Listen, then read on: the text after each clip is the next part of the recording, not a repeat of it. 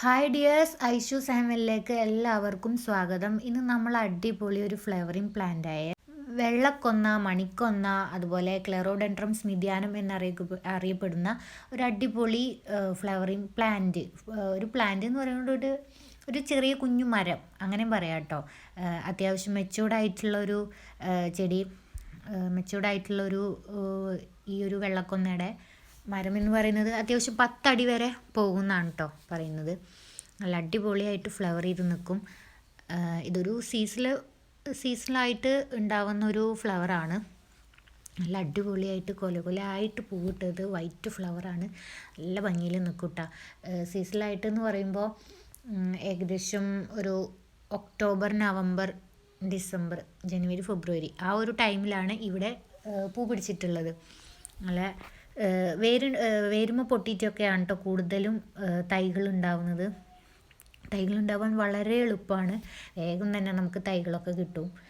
അതുപോലെ അത് കൂടുതലും താഴെ നിലത്ത് വെച്ചിട്ടായിരിക്കും വെക്കുന്നതായിരിക്കും നല്ലത്. അത്യാവശ്യം വലിയ ചെടി ആയതുകൊണ്ട്, വലിപ്പം വെക്കുന്നത് കൊണ്ട് താഴെ വെക്കുന്ന വേരുകളൊക്കെ പോവാൻ വേണ്ടി താഴെ വെക്കുന്നതായിരിക്കും ഏറ്റവും നല്ലത്. അഥവാ നിങ്ങൾ പോട്ടിൽ വെക്കുകയാണെന്നുണ്ടെങ്കിൽ പോട്ട് ഒരു 12 ഇഞ്ചോ 14 ഇഞ്ച് പോട്ടോ അങ്ങനെയൊക്കെ വെക്കുമ്പോൾ അത്യാവശ്യം നല്ല ഭംഗിയിൽ നിൽക്കും. അത്യാവശ്യം 10 അടി എന്ന് പറയുമ്പോൾ അത്യാവശ്യം വലിയ മരം ആയതല്ലോ.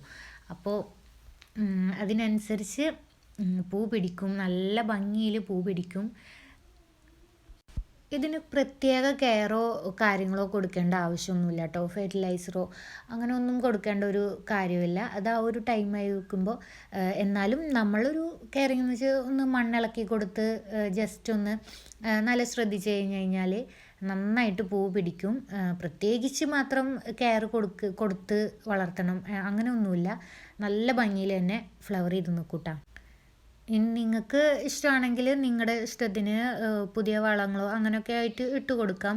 19 അങ്ങനെയൊക്കെ ആയിട്ടുള്ള വളങ്ങളൊക്കെ ഇട്ട് കൊടുക്കാം കേട്ടോ. അപ്പോൾ നിങ്ങൾക്ക് ഈ ഒരു തൈകൾ എവിടുന്നേലും കിട്ടുകയാണെന്നുണ്ടെങ്കിൽ നിങ്ങൾ എന്തായാലും വാങ്ങിച്ച് വെച്ചോളൂ. നല്ല അടിപൊളി ഫ്ലവറാണ്. നല്ല ഭംഗിയിൽ നിൽക്കൂട്ടാ. വീടിൻ്റെ ഫ്രണ്ടിലൊക്കെ വെച്ച് കഴിഞ്ഞാൽ ഈ ഒരു ടൈമൊക്കെ ആയിക്കഴിഞ്ഞാൽ, സീസണിലൊക്കെ ആയിക്കഴിഞ്ഞ് കഴിഞ്ഞാൽ നല്ല അടിപൊളിയായിട്ട് ഫ്ലവർ ചെയ്ത് നിൽക്കുന്നത് കാണാൻ തന്നെ പുറത്തുള്ളവർ വരുമ്പോൾ കാണുമ്പോൾ തന്നെ ഭയങ്കര രസമായിട്ട് പറയൂട്ടാ. എല്ലാവരും വന്ന് ആദ്യം കാണുമ്പോൾ തന്നെ പറയുന്നത് ഈ ഒരു ചെടിയെക്കുറിച്ചാണ്. അപ്പം അത്രയും നല്ല ഭംഗിയുള്ളൊരു ഫ്ലവറാണ്. പിന്നെ കൂടുതൽ കെയറോ കാര്യങ്ങളോ കൊടുക്കേണ്ടാത്തതുകൊണ്ട് തന്നെ അത് അതിൻ്റെ ഇഷ്ടത്തിന് തന്നെ അങ്ങോട്ട് വളർന്നോളും. ഞാൻ പറഞ്ഞില്ലേ, കൂടുതലായിട്ട് നിങ്ങൾക്ക് ഫ്ലവറും കാര്യങ്ങളൊക്കെ വേണമെന്നുണ്ടെങ്കിൽ എന്തെങ്കിലും NPK വളം അങ്ങനെ എന്തെങ്കിലും ഇട്ട് കൊടുത്താൽ മതി. ഇഷ്ടമെങ്കിൽ സബ്സ്ക്രൈബ് ചെയ്ത് സപ്പോർട്ട് ചെയ്യണം കേട്ടോ.